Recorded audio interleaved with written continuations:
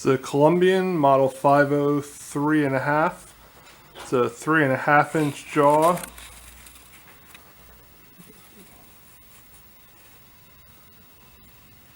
Very clean vise.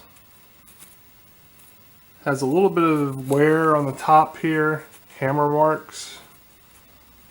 No hacksaw blade slashes or anything like that. Operates with one finger. Very smooth.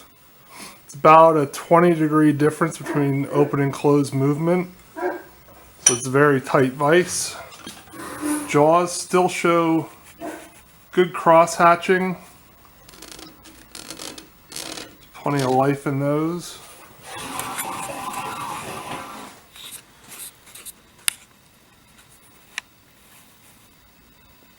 Slides in nice shape.